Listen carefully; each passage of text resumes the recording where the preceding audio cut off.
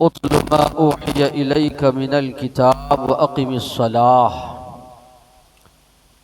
जो किताब आपकी जानिब वही के ज़रिए नाजिल की जा रही है उसकी आप तिलावत कीजिए और नमाज कायम कीजिए। यकीनन बेशक नमाज इंसान को बेहयाई और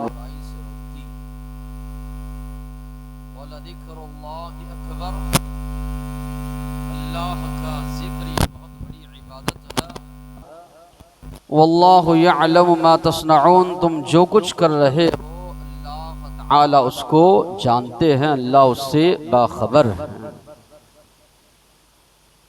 इस आयत में अल्लाह तबारक व तआला ने कई बातों का हुक्म दिया। पहली बात अल्लाह तबारक व तआला ने ये फरमाई, जो किताब आपकी जानिब वही की जा रही है उसकी आप तिलावत कीजिए। कुरान मजीद की तिलावत के कई मकासिद हैं, वो सारे मकासिद के लिए एक मुसलमान को कुरान मजीद की तिलावत करनी चाहिए। एक तिलावत की गर्ज व गायत है कि आप सवाब हासिल करें, रोज़ाना वो तिलावत हो।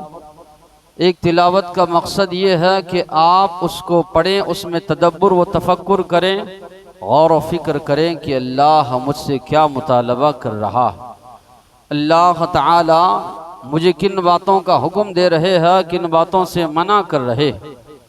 और एक पढ़ने का जो मकसद है वो ये है कि आप उसके ज़रिए नसीहत हासिल करें और दूसरों तक अल्लाह की इस किताब की बात को पहुँचाएँ। तो इस सारे हुकूक़ को जो है एक मुसलमान को अदा करना है। तो अल्लाह ने फरमाया उत्लु मा ऊहिय इलैका मिनल किताब व अक़िमिस्सलाह। उसके बाद अल्लाह ने कहा नमाज कायम करो। यकीनन नमाज इंसान को बेहयाई और बुराई से रोकती। तो अल्लाह ताला नमाज कायम करने का हुक्म दे रहे हैं और उसका फ़ायदा ये बता रहे हैं कि नमाज तुमको बुराइयों से रोकेगी, नमाज इंसान को बेहयाई से रोकेगी। जो बंदा नमाज पढ़ता है, नमाज पढ़ने वाले का अल्लाह तबारक व तआला से एक बड़ा गहरा ताल्लुक़ होता है। नमाज के अंदर अल्लाह ने ये तासीर रखी है, उसको बेहयाई और बुराई से रोकती। लेकिन ये उसी वक्त होगा जब कि एक मुसलमान उन सारे शराइत की पाबंदी करे जिन शराइत का हुक्म दिया गया है। जिस तरह दवाई खाते हैं, गोलियां खाते हैं, तो जिस तरह तबीब ने, डॉक्टर ने हुक्म दिया है उस तरह खाएं। जिन चीज़ों से परहेज़ करने का हुक्म दिया है उन चीज़ों से परहेज़ करेंगे तो दवाई असर करेगी। तो उसी तरह अल्लाह तबारक व तआला ने नमाज कायम करने का हुक्म दिया है और अल्लाह ने जब उसका फ़ायदा बताया है कि ये बेहयाई बुराई से रोकती है, तो एक मुसलमान उन शराइत की पाबंदी करता है तो यकीनन ये नमाज उसको बुराई और बेहयाई से रोकती।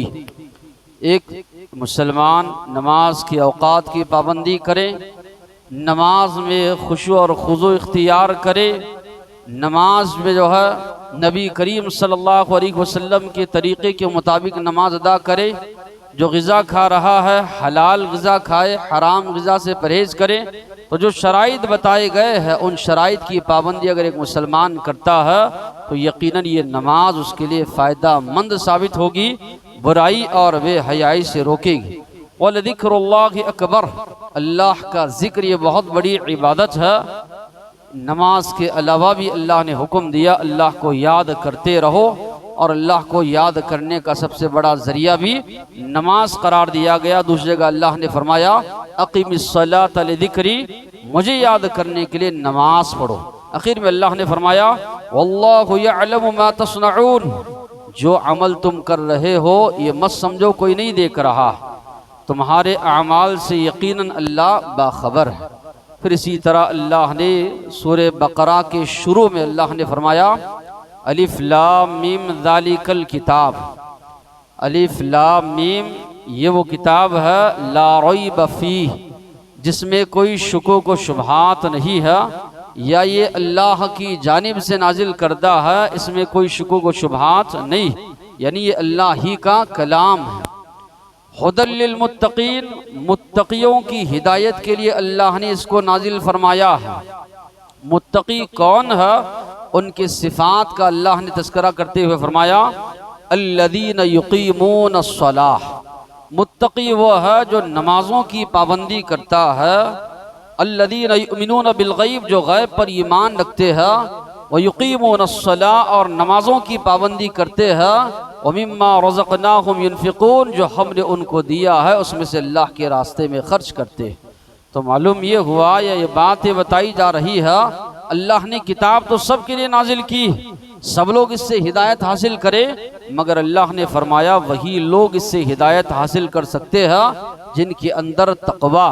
तक़वा आपके अंदर कैसे पैदा होगा, अल्लाह के डर खौफ आपके अंदर कैसे पैदा होगा, ईमान के साथ साथ आमाले सालिहा।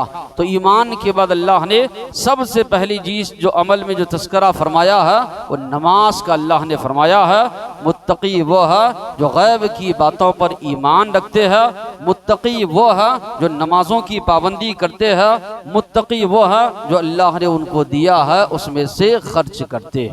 तो मालूम ये हुआ किताब हिदायत है, हिदायत उसी को नसीब होगी जो नमाजों की जो है पाबंदी करता है। नमाज अल्लाह के नबी के तरीक़े के मुताबिक अदा की जाए। क्या तरीक़ा अल्लाह की नमाज का था, 2 जुमा से आप लोग इससे पहले से जो है कुछ बातें आप लोगों ने सुनी। सूरे फातिहा तक हम लोग पहुँचे थे कि हर नमाज में, हर रकात में इमाम हो, मुक्तदी हो या इसी तरह मुनफरिद तन्हा पर रहे हों, सब के लिए अल्लाह के नबी ने फरमाया सूरतुल फातिहा का पढ़ना लाजमी है, ज़रूरी है। सूरे फातिहा पढ़ने के बाद जो है आमीन कहना है। आमीन का जो मसला है, सिर्री नमाज है, आहिस्ता से आप पढ़ रहे हैं, आहिस्ता से आमीन कहेंगे। जहरी नमाज है जिसमें बुलंद आवाज़ से तिलावत की जाती है, ज़ोर से तिलावत होती है, उसमें बुलंद आवाज़ से आप आमीन कहेंगे। जिस तरह के वाइल बिन हुजर रज़ियल्लाहु अन्हु फरमाते हैं, जब नबी करीम सल्लल्लाहु अलैहि वसल्लम गैरिल मग़दूबि अलैहिम वलद्दालिन कहते, रफ़अ बिहा सौता, अल्लाह के नबी बुलंद आवाज़ से जो है आमीन जो है कहा करते थे। सहाबा फरमाते हैं इतनी बुलंद आवाज़ से, उस दौर में तो माइक वगैरह नहीं था, पहले सफ़ के जितने लोग होते नबी करीम सल्लल्लाहु अलैहि वसल्लम की आमीन को जो है सुन लिया करते थे। तो इतनी बुलंद आवाज़ से नबी करीम सल्लल्लाहु अलैहि वसल्लम आमीन कहते थे। और सहाबा इकराम का भी इस पर मामूल रहा है। अब्दुल्ला बिन ज़ुबैर रज़ियल्लाहु अन्हु ये सहाबी है, इनके जो मुक्तदी थे, इनके पीछे जो नमाज पढ़ने वाले थे, इतनी बुलंद आवाज़ से आमीन कहते थे कि मस्जिद गूंज जाती थी, मस्जिद गूंज उठती थी। अता बिन रिबाह रहमतुल्लाह अलैह फरमाते हैं, मैंने 200 से ज़्यादा सहाबा इकराम को देखा मस्जिद हराम में यानी काबतुल्लाह में आमीन बहुत ही बुलंद आवाज़ से, वो 200 से ज़्यादा सहाबा इकराम बुलंद आवाज़ से जो है आमीन कहा करते थे। इकरमा ये भी फरमाते हैं, मैंने नबी करीम सल्लल्लाहु अलैहि वसल्लम के सहाबा को देखा बुलंद आवाज़ से जो है सहाबा इकराम आमीन कहते थे। तो अल्लाह के नबी भी गैरुल मग़दूबि अलैहिम वलद्दालिन के बाद आमीन कहते थे, और सहाबा इकराम भी जो जहरी नमाज होती है बुलंद आवाज़ से आमीन कहते। मगर आज बुलंद आवाज़ से आमीन कही जाए तो कई लोग चिढ़ते हैं, कई लोगों को गुस्सा आता है। जिस तरह के मैंने इससे पहले भी कहा, मसलक की असबियत हमारे अंदर इतनी ज़्यादा है, हम उससे बाहर निकलना नहीं चाहते। अल्लाह ने अक्ल दी है, समझ दी है। आज सारी कुतुब अहादीस का तर्जुमा हो चुका है।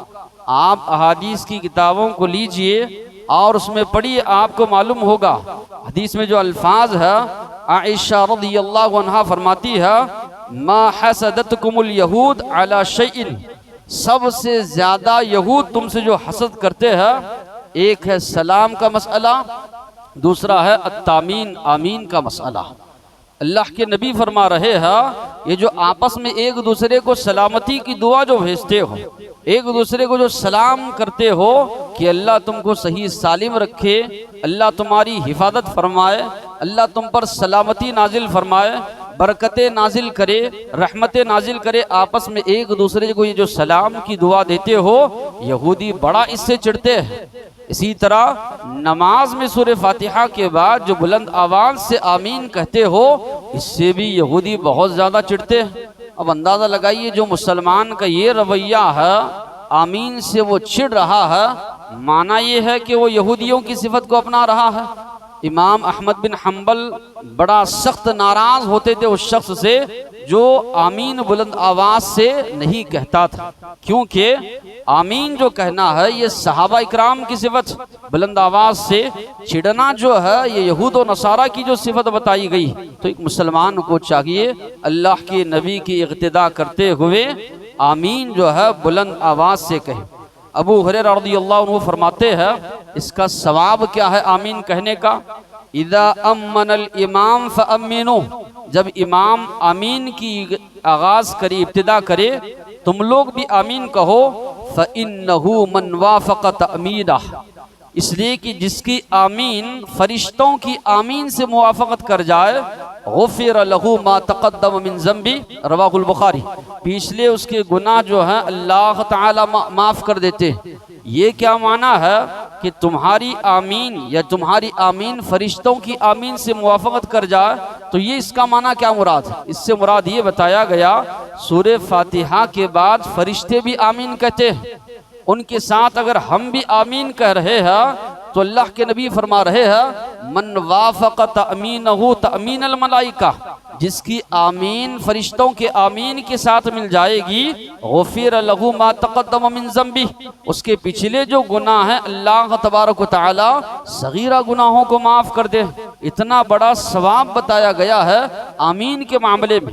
और नबी करीम सल्लल्लाहु अलैहि वसल्लम ने यह भी फरमाया इज़ा क़ाल अल इमाम गैरिल मग़दूबि अलैहिम वलद्दाल्लीन क़ूलू आमीन, ये भी बुखारी की रिवायत। जब आमीन इमाम जो है आमीन कहे तो तुम भी आमीन कहो, तो इमाम जब आमीन कहेगा सुनाई देगा मुसल्लियों को, मुक्तदियों को, तभी तो कह पाएंगे। और कब सुनाई देगा मुक्तदियों को या मुसल्लियों को? उस वक्त सुनाई देगा जबकि इमाम बुलंद आवाज से जो है आमीन कहे। और कब आमीन का आगाज करे मुक्तदी? न इमाम से पहले कहे, न बहुत ही ज़्यादा ताखीर करे, बल्कि जैसे ही इमाम आमीन कहना शुरू करे, आगाज़ करे, उसके फ़ौरन बाद मुक्तदी हजरात आमीन कहें। कई लोग बहुत जल्दी में होते हैं, इमाम अभी आगाज़ में नहीं किया हुआ होता है, चूँकि तिलावत जारी होती है, तिलावत से रुकने भी देते नहीं है, फ़ौरन आमीन कहना जो है शुरू कर देते हैं। इसी तरह इमाम से पहले पहल कर देते हैं, नहीं करना चाहिए। इमाम जैसे ही आमीन का आगाज़ करे आपको आमीन कहना चाहिए।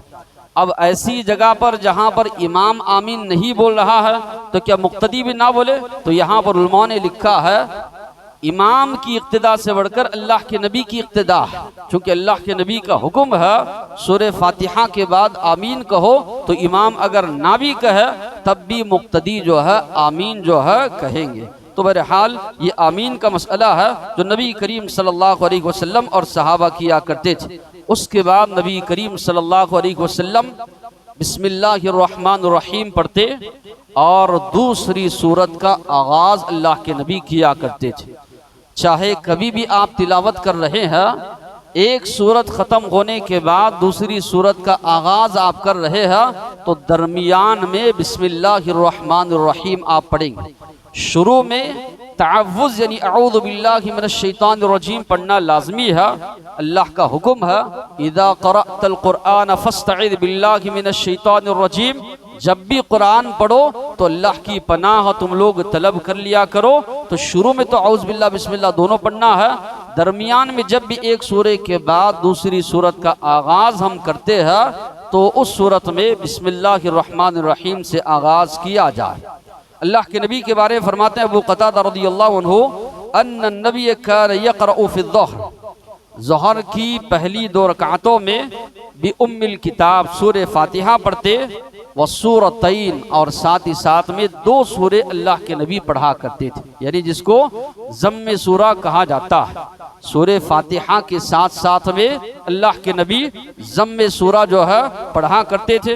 अबू सईद खुदरी रज़ियल्लाहु अन्हु फरमाते हैं, अमरना अन नक़रा बिफ़ातिहतिल किताब वमा तयस्सरा, अल्लाह के नबी ने हमको हुक्म दिया सूरे फातिहा पढ़े नमाज में, और जो हमको कुरान से आसान हो उसकी हम तिलावत करें। जो सूरतें आपको आसान है, आसानी से याद है, उन सूरतों की तिलावत आप करें। फिर इसी तरह नबी करीम सल्लल्लाहु अलैहि वसल्लम ने फरमाया, अबू दाऊद की रिवायत है, अन्नहु ला सलात इल्ला बिक़िराअति फातिहतिल किताब फमा ज़ाद, नमाज नहीं है मगर सूरे फातिहा और उसके साथ ज़म्मे सूरा पढ़ने की, यानी सूरे फातिहा और ज़म्मे सूरा पढ़ेंगे तो आपकी नमाज, वरना नमाज नहीं कहा जा रहा। अब बाज़ लोग ऐसे होते हैं कुछ भी उनको याद नहीं हो रहा, यानी जहन में कोई चीज़ बैठती ही नहीं। ऐसे कुछ लोग अल्लाह के नबी के पास कितना याद करना चाहते हैं, याद होता ही नहीं है, जहन में बैठता ही नहीं है। तो अल्लाह के नबी ने कहा, सुभान अल्लाह, अल्हम्दुलिल्लाह, अल्लाहु अकबर, ये तस्बीहात पढ़ो। जिसको कुछ भी याद नहीं होता है या जहन में बैठता ही नहीं है, कितना भी याद किया जाए, तो उस सूरत में शरीयत ने इजाज़त ये दी कि ये कलिमात जो है पढ़े, वरना जहाँ तक हो सके सूरे फातिहा के साथ जितनी क़िराअत आप कर सकते हैं आसानी के साथ उतनी क़िराअत आप करें। जो चाहे जिधर से चाहे आप कुरान मजीद की तिलावत कर सकते हैं, मगर नबी करीम सल्लल्लाहु अलैहि वसल्लम मुख्तलिफ नमाजों में अल्लाह के नबी और सहाबा इकराम से जो चीज़ें वारिद हुई है उसको भी हम जानते चले कि नबी करीम सल्लल्लाहु अलैहि वसल्लम के पास एक अंसारी सहाबी का मामला लाया गया। वो जो है इमाम थे मस्जिद कुबा के, सूरे फातिहा पढ़ते, सूरे इखलास की तिलावत करते, फिर उसके बाद दूसरा सूरा पढ़ते। मुक्तदियों ने कहा, जब आप सूरे फातिहा के बाद सूरे इखलास आप पढ़ते हैं, दूसरा सूरा पढ़ने की क्या ज़रूरत? सूरे इखलास आप छोड़ दीजिए या सूरे इखलास पढ़िए, उस पर इक्तिफा कीजिए। उन्होंने कहा, सूरे इखलास की तिलावत करना मैं नहीं छोड़ सकता। साहब इकराम ये मामला लेकर नबी करीम सल्लल्लाहु अलैहि वसल्लम के पास गए। अल्लाह के नबी ने फरमाया, तुम्हारे मुक्तदी, तुम्हारे मुसल्ली कह रहे हैं इखलास पढ़ लो काफ़ी है या कोई दूसरा सूरा पढ़ लो? तो उन्होंने कहा, अल्लाह के नबी, इस सूरे से मुझे मोहब्बत है, इसकी तिलावत मैं नहीं छोड़ सकता।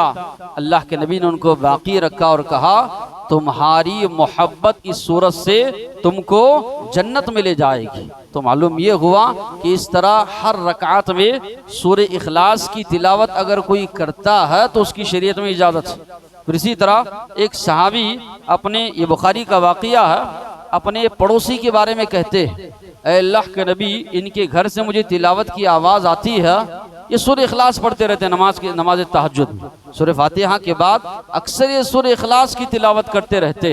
नबी करीम सल्लल्लाहु अलैहि वसल्लम ने फरमाया, कसम उस ज़ात की जिसके हाथ में मोहम्मद सल्लल्लाहु अलैहि वसल्लम की जान है, सूरतुल इखलास ये 1/3 कुरान पढ़ने के बराबर है।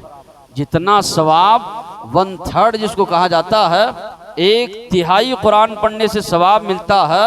अल्लाह के नबी फरमा रहे हैं, सूरे इखलास पढ़ने से उतना सवाब उस मुसलमान को मिलता है जितना कि 1/3 कुरान पढ़ने वाले को मिलता है। तो इसमें भी नबी करीम सल्लल्लाहु अलैहि वसल्लम ने, अगर कोई बार बार सूरे इखलास की तिलावत करता है तो उसको नबी करीम सल्लल्लाहु अलैहि वसल्लम ने बरकरार रखा। तो ऐसे कई वाक़ियात सहाबा इकराम के दौर में मिलते हैं कि इसमें चूँकि अल्लाह की तौहीद, अल्लाह की वहदानियत बयान की गई, खालिस तौहीद का तस्करा है, तो सहाबा इकराम को एक बड़ा लगाव था इस सूरे से, तो कसरत से सहाबा इकराम इसको पढ़ा करते थे और बहुत ज़्यादा फजीलत भी जो है अहादीस में आई है।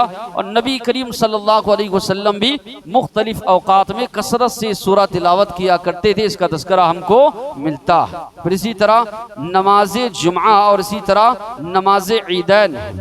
तो नुअमान बिन बशीर रज़ियल्लाहु अन्हु फरमाते हैं, मैंने नबी करीम सल्लल्लाहु अलैहि वसल्लम के पीछे नमाज अदा की तो आप सल्लल्लाहु अलैहि वसल्लम ने पहली रकात में सूरे आला सब्बिहिस्म रब्बिकल आला और दूसरी रकात में सूरे गाशिया अल्लाह के नबी ने तिलावत की।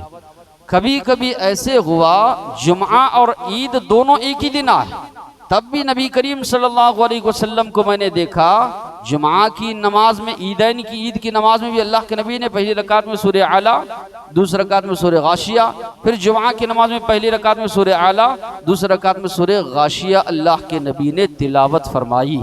तो यानी बड़ा एहतिमाम नबी करीम सल्लल्लाहु अलैहि वसल्लम, चाहे ईदैन की नमाज हो या इसी तरह जुमा की नमाज हो, सूरह आला और गाशिया का एहतिमाम अल्लाह के नबी किया करते थे। बाज़ रिवायतों में ये भी अल्फाज है, पहली रकात में सूरह जुमा और दूसरी रकात में सूरह मुनाफिकून की तिलावत अल्लाह के नबी जुमा के दिन किया करते थे। इसी तरह अबू हुरैरा रज़ियल्लाहु अन्हु ने एक मर्तबा फजर की नमाज पढ़ाई जुमा के दिन, और पहली रकात में सूरह सजदा की तिलावत उन्होंने की, अलिफ लाम मीम तंजीलुल किताब ला रैब फीह वो, और दूसरे रकात में सूरह दहर या सूरह इंसान जिसको कहा जाता है, हल अता अलल इंसानी हीनुम मिनद दहर, जो 29वें पारे की जो है आखिरी से पहले की सूरत है, उस सूरत की तिलावत अल्लाह के नबी फजर की नमाज में किया करते थे। अबू हुरैरा रज़ियल्लाहु अन्हु ने तिलावत की फजर की नमाज में और कहा, मैंने नबी करीम सल्लल्लाहु अलैहि वसल्लम को सुना, आप सल्लल्लाहु अलैहि वसल्लम पहली रकात में आपने जो है सूरह सजदा की तिलावत की, और दूसरी रकात में नबी करीम सल्लल्लाहु अलैहि वसल्लम ने सूरह जो है दहर की जो है तिलावत की। फिर इसी तरह फजर की नमाज आप सल्लल्लाहु अलैहि वसल्लम के ताल्लुक से बात मिलती है 60 से लेकर 100 आयतों तक ये सूरत नबी करीम सल्लल्लाहु अलैहि वसल्लम तिलावत किया करते थे। आमतौर पे कुरान मजीद को आप देखेंगे, कुरान मजीद के ताल्लुक से बात मिलती है क़िसार मुफस्सल, तिवाले मुफस्सल, औसात मुफस्सल, क़िसार मुफस्सल, ये 3 अल्फाज का तस्करा मिलता है अहादीस में। अल्लाह के नबी फजर की नमाज में तिवाले मुफस्सल सूरे जो है काफ से लेकर मुरसलात तक जो सूरतें हैं, बड़ी बड़ी सूरतों की तिलावत करते थे। इशा की नमाज में थोड़े उससे छोटी सूरतों की, मगरिब की नमाज में सूरह ज़ुहा से लेकर आखिर तक जो छोटी छोटी सूरतें हैं उनकी तिलावत नबी करीम सल्लल्लाहु अलैहि वसल्लम किया करते थे। यानी मगरिब में छोटी सूरतें, इशा में थोड़ी और बड़ी सूरतें, और फजर की नमाज में 60 से लेकर 100 आयात तक की बड़ी बड़ी सूरतें नबी करीम सल्लल्लाहु अलैहि वसल्लम जो है तिलावत किया करते थे। इसके अलावा भी फजर और इसी तरह दीगर नमाजों में अलग अंदाज से भी साबित, यानी मामूल तो अल्लाह के नबी का यही था, मगरिब में छोटी सूरतें, इशा में थोड़ी बड़ी, फजर में और बड़ी, लेकिन कभी कभी तस्करा ये भी मिलता है, जैसे कि एक मरतबा सफ़र से अल्लाह के नबी तशरीफ़ ला रहे, सफ़र करके आए, फजर की नमाज अल्लाह के नबी ने पढ़ाई। उक़बा बिन आमिर रज़ियल्लाहु अन्हु फरमाते हैं पहली रकात में सूरह फलक, दूसरी रकात में सूरह नास की तिलावत अल्लाह के नबी ने की।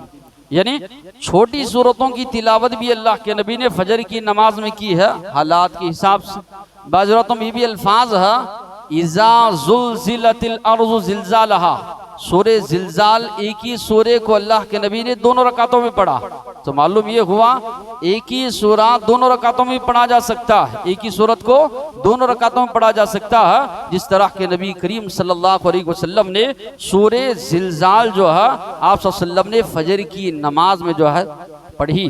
फिर इसी तरह नबी करीम सल्लल्लाहु अलैहि वसल्लम फजर की जो सुन्नतें पढ़ते थे बड़ी हल्की पढ़ते थे, और पहली रकात में सूरह काफिरून, दूसरी रकात में सूरह इखलास की तिलावत नबी करीम सल्लल्लाहु अलैहि वसल्लम फजर की सुन्नतों में जो है किया करते थे। नमाज ज़ोहर है उसमें जो तस्करा मिलता है अल्लाह के नबी से, सूरह बुरूज है, सूरह गाशिया है, या इसी तरह सूरह तारिक है, ये सूरत यानी जिसके अंदर जो है करीबन 15 से 20, 25, 30 आयतें हैं, इतनी सूरतों का तस्करा मिलता है। जिस तरह के अबू क़तादा रज़ियल्लाहु अन्हु फरमाते हैं अल्लाह के नबी पहली 2 रकातों में सूरह फातिहा के साथ कोई ज़म्मे सूरा पढ़ते थे, और आखिर की 2 रकातों में सिर्फ सूरह फातिहा पढ़ते थे। इसी तरह असर में भी जो है पहली 2 रकातों में सूरह फातिहा के साथ ज़म्मे सूरा पढ़ते थे, और आखिर की 2 रकातों में सिर्फ सूरह फातिहा पढ़ते थे। हाँ, एक हदीस में अल्फाज है पहली रकात में अल्लाह के नबी ज़ोहर की पहली और दूसरी रकात में 30 आयात के बराबर तिलावत करते थे, दूसरी दोनों रकातों में 15 आयात के बराबर तिलावत करते थे। अब 15 आयात के बराबर तिलावत करते थे तो पीछे दूसरे लोगों ने अंदाजा लगाया सूरह फातिहा की तो आयतें 7 हैं, सबअ मसानी अल्लाह ने कहा 7 दोहराई जाने वाली आयत है। अल्लाह के नबी बाद की 2 रकातों में 15 आयतों के बराबर पढ़ते थे। माना यह है कभी कभी दूसरी 2 रकातों में भी अल्लाह के नबी ज़म्मे सूरा करते थे। ये उस हदीस से जो है निकाला गया मसला कि 15 आयात के बराबर तिलावत करते थे। हालांकि सराहतन जो हदीस मौजूद है उसमें ये अल्फाज है कि अल्लाह के नबी पहले 2 रकातों में सूरह फातिहा के साथ ज़म्मे सूरा, बाद की जो 2 सूरतें हैं सिर्फ सूरह फातिहा पढ़ते थे। दीगर जो बाज़ रिवायात है उसमें ये अल्फाज है बाद की रकातों में भी ज़ोहर की 15 आयात के बराबर तिलावत करते थे। तो 7 आयतें तो सूरह फातिहा की हैं, फिर और कोई छोटा सूरा अल्लाह के नबी तिलावत करते थे। बाज़ लोगों ने सवाल किया अल्लाह के नबी तिलावत करते थे कैसे मालूम हुआ? तो सहाबा ने कहा अल्लाह के नबी की दाढ़ी मुबारक जो है वो हिलती थी। तो मालूम यह हुआ कई लोग मुंह बंद करके ठहर जाते हैं नमाज में, जबकि होंठ हिलना चाहिए तिलावत कर रहे, बाजू वाले को आवाज ना जाए कि दूसरों को तकलीफ हो रही है। इससे अल्लाह के नबी ने मना फरमाया कि तुम लोग नमाज में अल्लाह से सरगोशी कर रहे हो, दूसरों को तकलीफ ना हो। अल्लाह के नबी ने ये हुक्म दिया इतने आवाज से ना पढ़ो कि दूसरों को तकलीफ हो रही है। लेकिन ऐसे भी नहीं पढ़ना चाहिए कि आदमी मुंह मत कर लिया, या कई लोग आंख बंद कर लेते हैं। ना आंख बंद करना है, आपको आंख खुली रखना है। और इसी तरह तिलावत में आपके जो है होंठ जो है हिलने चाहिए, होंठों को जो है हिलाने का। अल्लाह के नबी होंठ हिलते थे अल्लाह के नबी की जब तिलावत करते थे। जमात के साथ जब नमाज पढ़ रहे हैं इस चीज़ का बड़ा ख्याल रखने का अल्लाह के नबी ने हुक्म दिया।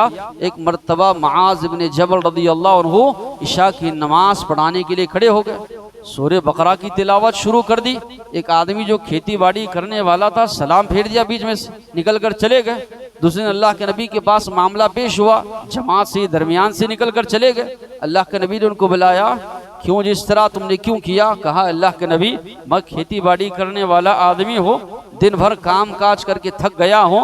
हमको जिनको आपने हमारा इमाम मुकर्रर किया है सूरह बकरा की तिलावत उन्होंने शुरू की।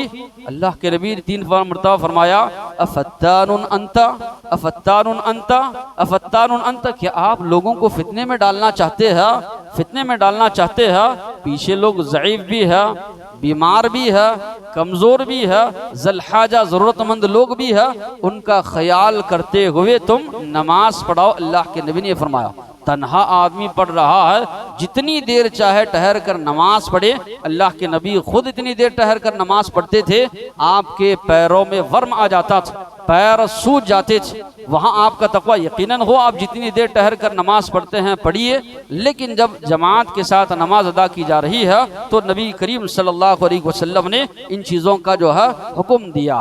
फिर इसी तरह अल्लाह के नबी के बारे में ये अल्फाज भी आते मिलते हैं, यक़तउ क़िराअतहु आयतन आयतन। अल्लाह के नबी आयतें हर एक आयत अलग अलग करके पढ़ते थे, यानी इतने सुकून इत्मीनान के साथ। छोटी सूरत भी बड़ी लंबी हो जाती, छोटी छोटी सूरतें भी नबी करीम सल्लल्लाहु अलैहि वसल्लम की तिलावत जो इतनी सुकून से होती थी, हर एक आयत के बाद रुकते थे कि छोटी सूरत भी सहाबा फरमाते हैं कि लंबी हो जाती थी। और अल्लाह के नबी ने फरमाया ज़य्यिनिल कुरआन बि अस्वातिकुम, अच्छे अंदाज में कुरान मजीद की तिलावत करो, मुज़य्यन करो कुरान मजीद को अपनी आवाज़ के ज़रिए। मिठास पैदा होनी चाहिए, तिलावत सुनने में मज़ा आए, अच्छा लगे।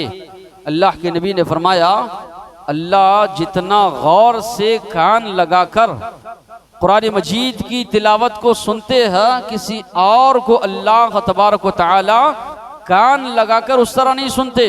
तो मालूम ये हुआ कि कुरान मजीद की मुसलमान तिलावत भी करे अच्छे अंदाज में, हरूफ की अदायगी के साथ जो है अच्छे अंदाज में कुरान मजीद की तिलावत करे।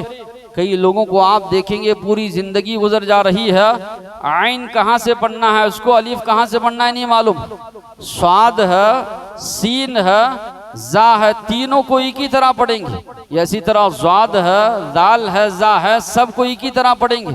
पूरी उम्र गुजर जा रही है फिर भी सीखने की तौफीक नहीं मिल रही। अरबी ज़बान इतनी नाजुक ज़बान है, ज़बर ज़ेर से इसके अंदर माने तब्दील हो जाते हैं।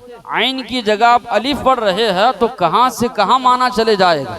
तो होना ये चाहिए अल्लाह की किताब से लगाव हो, अल्लाह की किताब से हमें एक मोहब्बत हो, तिलावत जो है पढ़ना सीखे और तिलावत करें अच्छे अंदाज में। अल्लाह के नबी फरमा रहे हैं बंदा अच्छे अंदाज में तिलावत करता है, अल्लाह तबारक व तआला जितना कान लगा कर सुनते हैं किसी और चीज़ को नहीं सुनते। दाऊद अलैहिस्सलाम तिलावत करते थे ज़बूर की, अल्लाह ने फरमाया ये पहाड़ उनके साथ गुनगुनाते थे, ये परिंद चरिंद भी उनके साथ गुनगुनाते थे। वो तासीर अल्लाह ने उसमें रखी। और नबी करीम सल्लल्लाहु अलैहि वसल्लम के बारे में सहाबा इकराम फरमाते हैं हम अल्लाह के नबी के पीछे नमाज पढ़ते थे, उतनी बेहतरीन आवाज़ बेहतरीन क़िरात और किसी के हमने नहीं सुनी है। और आप सल्लल्लाहु अलैहि वसल्लम का गुज़र मदीना की गलियों में से होता, किसी के घर से तिलावत की आवाज़ आती, अल्लाह के नबी खड़े हो जाते थे, सुनते थे और तारीफ भी नबी करीम सल्लल्लाहु अलैहि वसल्लम उनकी किया करते थे। तो होना ये चाहिए कि अच्छे अंदाज से एक मुसलमान कुरान पढ़े और मानी व मफ़हूम समझे और तन्हाई में बैठकर उसको अच्छे अंदाज में पढ़ने की कोशिश करे। एक मज़ा उसको अलग ही आएगा कि माना व मफ़हूम आप समझ रहे हैं, सुकून से आप तिलावत कीजिए या किसी की तिलावत सुनते हुए उसको दोहराते जाइए, एक अलग ही मज़ा आपको आएगा। कुरान मजीद के जो है माने मफ़हूम भी समझ रहे हैं आप और अच्छे अंदाज से अगर आप तिलावत जो है कर रहे। फिर नबी करीम सल्लल्लाहु अलैहि वसल्लम से भी आता है कि एक रकात में कितनी सूरतें पढ़ी जा सकती है, जितनी आप पढ़ते हैं पढ़ सकते हैं, एक सूरा या एक से ज़ायद सूरा। जिस तरह के अल्लाह के नबी हुज़ैफ़ा रज़ियल्लाहु अन्हु फरमाते हैं सूरे बकरा, सूरे निसा, सूरे आले इमरान तहज्जुद की नमाज में एक ही रकात में अल्लाह के नबी ने तीनों सूरतें पढ़ दी। 4 पारे 4.5 5 पारे के करीब ये सूरतें हैं, एक ही रकात में अल्लाह के नबी ने जो है ये पढ़ी। फिर इसी तरह अब्दुल्ला बिन साइफ फरमाते हैं फतेह मक्का के मौके पर अल्लाह के नबी ने फजर की नमाज में सूरे मोमिनून की तिलावत शुरू की।